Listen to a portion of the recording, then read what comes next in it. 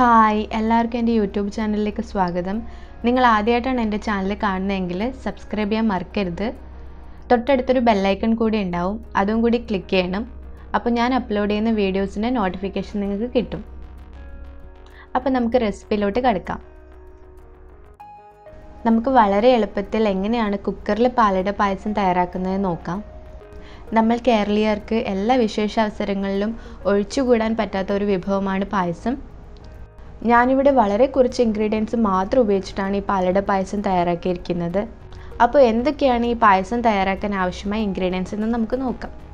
ഈ ഇൻഗ്രീഡിയൻസ് ഉപയോഗിച്ച് ഒരു 10 പേർക്കുള്ള പായസം നമുക്ക് തയ്യാറാക്കാം. നിങ്ങളുടെ ആവശ്യത്തിനനുസരിച്ച് ഇതിൻ്റെ അളവിൽ നിങ്ങൾക്ക് മാറ്റങ്ങൾ വരുത്താവുന്നതാണ്. ഇതിനായി നമുക്ക് ഇമ്പോർട്ടൻ്റ് ആയി വേണ്ട ഒരു ഇൻഗ്രീഡിയൻ്റ് ആണ് റൈസ് അട. ഞാനിവിടെ ഉപയോഗിച്ചിരിക്കുന്നത് റെഡിമെയ്ഡ് റൈസ് അടയാണ്. ഇത് നിങ്ങൾക്ക് ഏത് സൂപ്പർ മാർക്കറ്റിലും ഈസി ആയിട്ട് കിട്ടും. കഴിയുന്നതും ചെറിയ സൈസിലുള്ള അട ഉപയോഗിക്കാനായി ശ്രദ്ധിക്കണം. പിന്നെ വേണ്ടത് തിളപ്പിച്ച വെള്ളമാണ്. അത് നിങ്ങൾക്ക് 2-3 കപ്പൊക്കെ ഉപയോഗിക്കാം. ഞാനിവിടെ 1 ലിറ്റർ മിൽക്കാണ് ഉപയോഗിച്ചിരിക്കുന്നത്. നിങ്ങളുടെ ആവശ്യാനുസരണം 1 മുതൽ 1.5 ലിറ്റർ വരെ നിങ്ങൾക്ക് ഉപയോഗിക്കാം. പഞ്ചസാരയും നിങ്ങളുടെ ഇഷ്ടത്തിനനുസരിച്ച് നിങ്ങൾക്ക് ഉപയോഗിക്കാം. ഞാനിവിടെ 1.5 കപ്പ് പഞ്ചസാരയാണ് ഉപയോഗിച്ചിരിക്കുന്നത്. പിന്നെ നമുക്ക് വേണ്ടത് 1 ടീസ്പൂൺ ഏലക്കപ്പൊടിയാണ്. ഞാനിവിടെ 1 ടേബിൾ സ്പൂൺ നെയ്യാണ് ഉപയോഗിച്ചിരിക്കുന്നത്. നെയ്യിൽ വറുത്ത് കോരാനായി ഞാനിവിടെ 20 കാഷ്യൂ നട്ട്സും റേസിൻസും ഉപയോഗിച്ചിട്ടുണ്ട്. പിന്നെ നമുക്ക് വേണ്ടത് 1 നുള്ള് ഉപ്പാണ്. പായസത്തിൻ്റെ ടേസ്റ്റ് ഒന്ന് ബാലൻസ് ചെയ്യാൻ വേണ്ടിയിട്ടാണ് നമ്മൾ ഉപ്പ് ആഡ് ചെയ്യുന്നത്.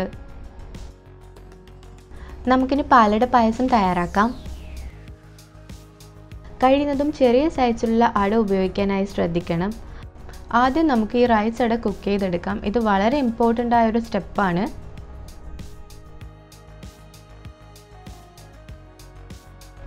അതിനായി നമുക്ക് 2-3 കപ്പ് തിളപ്പിച്ച വെള്ളം എടുക്കാം. അതിലേക്ക് നമ്മൾ എടുത്തു വെച്ചിരിക്കുന്ന അട ഇട്ട് കൊടുത്ത് ഒന്ന് ചെറുതായിട്ടൊന്ന് മിക്സ് ചെയ്ത് കൊടുക്കാം. അതിനുശേഷം മൂടി വെച്ച് ഒരു 10-15 മിനിറ്റ് നമുക്ക് റെസ്റ്റ് ചെയ്യാൻ വെക്കാം.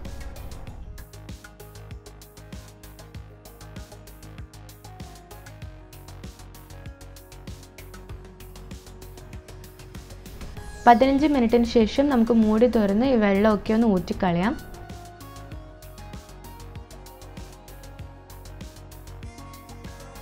അതിനുശേഷം 2-3 തവണ തണുത്ത വെള്ളത്തിൽ ഈ അട നമുക്ക് കഴുകിയെടുക്കാം.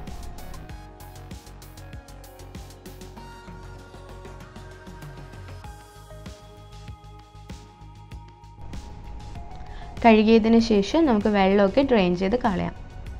നിങ്ങൾക്ക് കാണാം നമ്മളുടെ അട ഇപ്പോൾ ഡബിൾ സൈസായിട്ട് വന്നിട്ടുണ്ട്. ഇത് നമുക്കൊരു സൈഡിൽ വെക്കാം. അടുത്തതായി എടുത്തു വെച്ചിരിക്കുന്ന പാല് കുക്കറിലേക്ക് ആഡ് ചെയ്യാം. നിങ്ങളുടെ ആവശ്യാനുസരണം പാലിൻ്റെ അളവ് നിങ്ങൾക്ക് കൂട്ടാം. ഞാനിവിടെ 1 ലിറ്റർ പാല് മാത്രമേ ഉപയോഗിച്ചിട്ടുള്ളൂ. ഞാനിവിടെ തയ്യാറാക്കാൻ പോകുന്നത് കുറച്ച് കട്ടിയുള്ള പായസമാണ്. നിങ്ങൾക്ക് പായസം ലൂസായി വേണമെങ്കിൽ പാലിൻ്റെ അളവ് കൂട്ടാം. മീഡിയം ഫ്ലെയിമിൽ പാല് നമുക്കൊന്ന് തിളപ്പിച്ചെടുക്കാം. അതിനുശേഷം ആവശ്യത്തിനുള്ള പഞ്ചസാര ഇട്ടിട്ട് അത് അലിയുന്നത് വരെ നന്നായി ഇളക്കി കൊടുക്കാം. ഞാനിവിടെ 1.5 കപ്പ് പഞ്ചസാരയാണ് ഉപയോഗിച്ചിരിക്കുന്നത്. പഞ്ചസാര നന്നായി അലിഞ്ഞതിന് ശേഷം തയ്യാറാക്കി വെച്ചിരിക്കുന്ന അട ചേർത്ത് കൊടുക്കാം. എന്നിട്ട് നന്നായിട്ടൊന്ന് മിക്സ് ചെയ്യാം.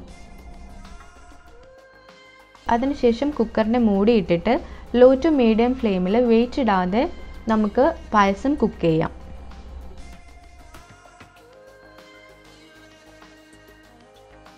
കുക്കറിൽ നിന്ന് ആവി വന്ന് തുടങ്ങിയിട്ടുണ്ട്. അതിനുശേഷം നമുക്ക് വെയിറ്റ് ഇട്ട് കൊടുക്കാം. എന്നിട്ട് വളരെ ലോ ഫ്ലെയിമിൽ 20 മുതൽ 25 മിനിറ്റ് വരെ നമുക്ക് പായസം കുക്ക് ചെയ്യാം. അതിനുശേഷം നമുക്ക് ഗ്യാസ് ഓഫ് ചെയ്യാം. കുക്കറിലെ ആവിയൊക്കെ നന്നായി പോയതിന് ശേഷം നമുക്ക് കുക്കർ ഓപ്പൺ ചെയ്യാം. നിങ്ങൾക്കിവിടെ കാണാം നമ്മളുടെ പായസം നന്നായിട്ട് കുക്കായി വന്നിട്ടുണ്ട്. നിങ്ങൾക്ക് പായസം ലൂസ് പോലെ തോന്നുവാണെങ്കിൽ ഒരു 10 മിനിറ്റ് കൂടി തിളപ്പിച്ചിട്ട് അത് കുറുക്കിയെടുത്താൽ മതി. അതിനുശേഷം 1 ടീസ്പൂൺ ഏലക്കാപ്പൊടിയും 1 നുള്ള് ഉപ്പും പായസത്തിൽ ചേർത്ത് നന്നായി മിക്സ് ചെയ്യാം.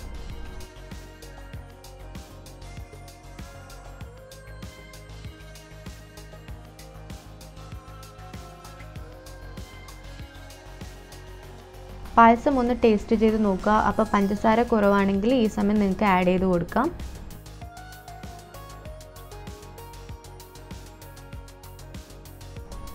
അടുത്തതായി ഒരു പാൻ ചൂടാക്കാൻ വെക്കാം. അതിലേക്ക് 1 ടേബിൾ സ്പൂൺ നെയ്യ് ഒഴിച്ചു കൊടുക്കാം.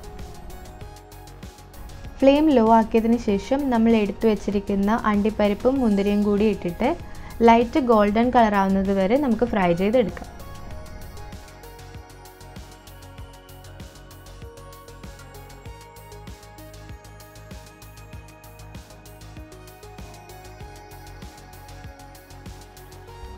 അതിനുശേഷം ഇത് നമുക്ക് പായസത്തിലോട്ട് ചേർത്ത് നന്നായി മിക്സ് ചെയ്ത് കൊടുക്കാം. നിങ്ങൾ കറിയൊക്കെ വെക്കുന്ന കുക്കറാണെങ്കിൽ നന്നായി ക്ലീൻ ചെയ്തതിന് ശേഷം മാത്രമേ പായസം ഉണ്ടാക്കാൻ ഉപയോഗിക്കാൻ പാടുള്ളൂ. അല്ലെങ്കിൽ പാൽ ആഡ് ചെയ്യുന്ന സമയത്ത് ചിലപ്പോൾ പിരിഞ്ഞു പോകാൻ സാധ്യതയുണ്ട്. നിങ്ങൾ കണ്ടില്ലേ എത്ര എളുപ്പത്തിലാണ് നമ്മൾ പാലട പായസം തയ്യാറാക്കിയതെന്ന്. ഈ റെസിപ്പി ഇഷ്ടമായെങ്കിൽ തീർച്ചയായും തയ്യാറാക്കി നോക്കണം. എന്നിട്ട് നിങ്ങളുടെ അഭിപ്രായം പറയണം. വീഡിയോ ഇഷ്ടമായെങ്കിൽ എൻ്റെ റെസിപ്പി ലൈക്ക് ചെയ്യാനും കൂടാതെ എൻ്റെ ചാനൽ സബ്സ്ക്രൈബ് ചെയ്യാനും ഷെയർ ചെയ്യാനും മറക്കരുത്. നിങ്ങൾക്ക് എന്തെങ്കിലും കൂടുതലായി റെസിപ്പിയെ പറ്റി അറിയണമെങ്കിൽ എൻ്റെ ഡിസ്ക്രിപ്ഷൻ ബോക്സ് നോക്കിയാൽ മതി. അടുത്ത റെസിപ്പിയായിട്ട് കാണുന്നവരെ എല്ലാവർക്കും ബൈ.